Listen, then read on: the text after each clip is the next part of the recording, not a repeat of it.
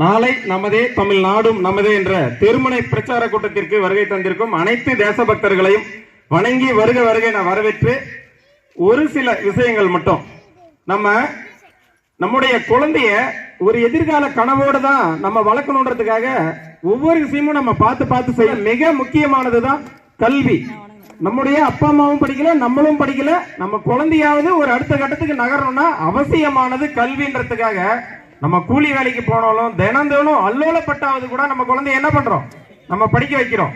ஆனா அந்த மாதிரியான குழந்தைங்க கையில கிடைக்கக்கூடாத தேவையற்ற பொருட்களை கிடைக்கக்கூடிய சூழ்நிலையை உருவாக்கி வச்சிருக்கிறது தான் இந்த திராவிட மாடல் அரசு. ஆதி காலத்திலிருந்து நம்ம கையில மதுன்ற ஒரு விஷயம் இருந்தாலும் இன்னைக்கு அதை விட மிக மோசமான விஷயங்கள்லாம் நம்ம குழந்தைங்க கிட்ட வந்து சேர்ந்திருக்கு. அந்த குழந்தைங்களுக்கு அது சரியா தப்பான்னு புரியறதுக்குள்ள அந்த பொருளுக்கான அடிமையா மாறிடுறாங்க.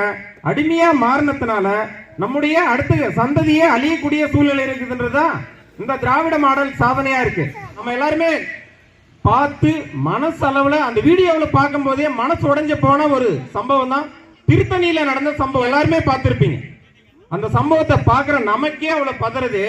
அங்கிருந்து ஒரு பையன் பொழப்பு தேடி இங்க போனா 10 ரூபாய் கிடைக்கும், நம்ம குடும்பத்தை பாதுகாக்கலாம், நம்ம பொண்டாட்டி பிள்ளைய இந்த வருமானத்தின் மூலமா வளர்க்கலாம்னு சொல்லி வந்த பையன் ஒரு மது போதையில, ஒரு கஞ்சா போதையில அந்த பையனை நம்ம பசங்க சேர்ந்து வெட்டி, இது அந்த குடும்பத்துக்கு எவ்வளவு பாதிப்புன்றத நம்ம ஒரு பக்கம் பார்த்தாலும் நம்முடைய அந்த 4 குழந்தைங்க இருக்காங்கல்ல, அந்த 4 குழந்தைங்களோட அப்பா அம்மா அந்த நம்ம குழந்தை இந்த மாதிரியான ஒரு சமூக விரோதியா வரணும்னு நினைச்சா ஆசைப்பட்டு இருப்பாங்க. அந்த குழந்தையும் என்ன நினைச்சு வளர்த்திருப்பாங்க, நம்ம குழந்தை ஒரு படிச்சு பெரிய ஆளா வளர்ந்து வரணும், நம்மளை பாதுகாக்கணும், அந்த நாட்டை பாதுகாக்கணும் அப்படின்ற ஒரு உயரிய நோக்கத்தோடு தான் எல்லா பெற்றோருமே வளர்ப்பாங்க. ஆனா அதெல்லாம் கடந்து இந்த குழந்தைங்களை சீரழிக்கக்கூடிய சூழ்நிலையில வச்சிருக்கிறது தான் இந்த திராவிட மாடல் அரசு. நம்ம ஒரு விஷயத்த நல்லா கவனமா புரிஞ்சுக்கணும். நமக்கு எது தேவைன்னு தெரியறதுக்கு முன்னாடி எது தேவைன்றதை நம்ம தெரிஞ்சுக்கணும். சரிதானுங்க? நம்ம சாப்பிடலன்னா மாச கணக்கில் கூட இருக்கலாம். ஆனா தேவையில்லாத சாப்பிட்டோம்னா என்ன ஆகும், நம்மளும் போயிருவோம், நம்மளுடைய வாழ்வியலே போயிடும். அப்படி இருக்கும்போது இதை தடுக்கக்கூடியவங்க யாரு? ஒரு குடும்ப தலைவர் என்ன பண்ணுவாரு? ஒரு அப்பா தன்னுடைய குழந்தைய மிக சிறப்பா வளர்க்கணும்னு தான் ஆசைப்படுவார்.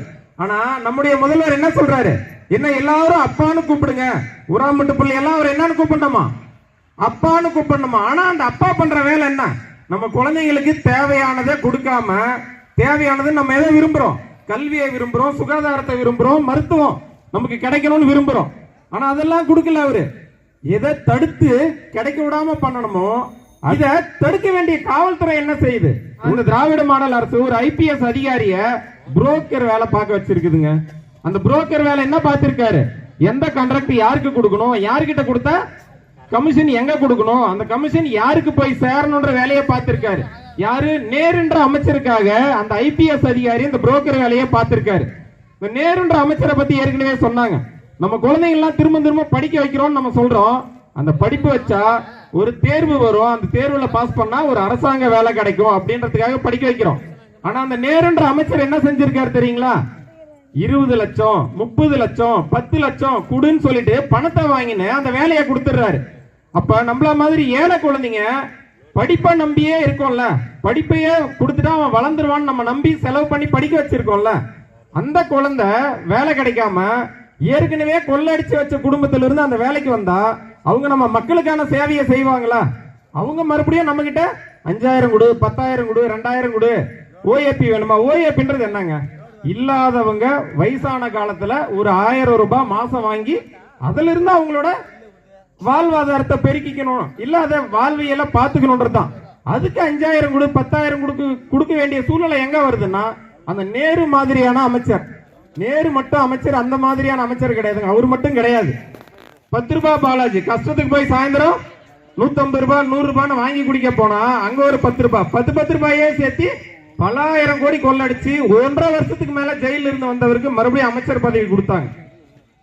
இந்த மாதிரியான அவலங்கள்ல இருந்து நம்ம விடுபடணும்னா நம்ம சரியானது எதுன்றதை தெரிஞ்சுக்கணும்.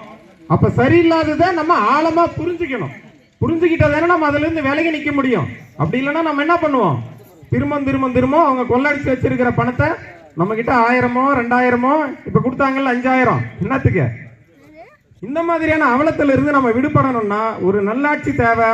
அதற்காக தான் நம்முடைய தேசிய ஜனநாயக கூட்டணி சார்பாக இந்த மாதிரியான பெருத்தெருவா உட்கார்ந்து நம்ம என்ன பேசுறோம், இந்த மாதிரியான பிரச்சனைகள் என்னன்றதை தெரிஞ்சுக்கிறதுக்காக பேசுறோம். இந்த பிரச்சனைகளை தெரிஞ்சுக்கிட்ட நம்மளோட வச்சுக்காம நம்ம குடும்பத்துல இருந்து பக்கத்து வீட்டுல இருந்து எல்லாருக்குமே எடுத்து சொல்லி ஒரு நல்லாட்சினா என்ன, நமக்கு தேவையானது என்னன்றதை எடுத்து சொல்ல வேண்டியது நம்முடைய கடமையா இருக்குது. இந்த ரோடை சீர்படுத்தணும், இந்த பஞ்சாயத்துல எல்லாருக்குமே தண்ணி வேணும், எல்லா அடிப்படை வசதியும் செஞ்சு கொடுக்கணும்னு ஆசைப்பட்டாலும் நம்ம டெல்லியில இருந்து எல்லா பணமும் கொடுக்குறாங்க. அதை முறைப்படுத்தி அந்தந்த பஞ்சாயத்துக்கு அந்தந்த தெருவுக்கு கொடுக்க வேண்டிய இடத்துல இருக்கக்கூடிய மாநில அரசாங்கம் இதெல்லாம் செஞ்சா அவர் என்ன சொல்லுவார், இது மத்திய அரசாங்கத்தில இருந்து வந்த பணம், யாரு கொடுத்தாங்க அப்படின்ற ஒரு சூழ்நிலை தெரிஞ்சிருன்றதுனால இதை நம்ம கிட்ட இருந்து அந்த பயனே கிடைக்காத அளவுக்கான ஒரு சூழ்நிலையை உருவாக்குறாங்க. அதனால நம்ம மத்தியில நல்லாட்சி இருக்கும்போது மாநிலத்துல அதை பெற்று கொடுக்கக்கூடிய மிக சிறப்பான ஒரு ஆட்சி நமக்கு தேவை. மீண்டும் ஒரு நல்லாட்சியை உருவாக்கணும். அதற்காக நம்முடைய தேசிய ஜனநாயக கூட்டணி வேட்பாளர்களை ஆதரிச்சு ஒரு நல்லாட்சியை மலர செய்ய வேண்டியது நம்முடைய கடமையா இருக்குது. அந்த கடமையில இருந்து நம்ம தவறும் போது மறுபடியும் ஒரு 5 வருஷம் 5வது படிக்கிற குழந்தை ஆட்சி முடியும் போது மறுபடியும் 10வது படிப்பான். அந்த குழந்தை நம்ம கண்ட்ரோல் இருக்குமா, நம்ம கையில் இருக்குமா, நம்ம குடும்பத்தை பாதுகாக்குமான்றதை நம்ம புரிஞ்சுக்கிட்டோம்னா நம்ம யார் தேவைன்றதை முடிவு பண்ணுவோம். அதனால ஒரு நல்லாட்சி உருவாக்க வேண்டியது நம்ம அனைவருடைய கடமை. இந்த வாய்ப்பை வழங்கிய தேசிய ஜனநாயக கூட்டணி தலைவர்கள் மற்றும் தேசபக்தர்கள் அனைவருக்கும் எனது நன்றிகளை தெரிவித்துக் கொண்டு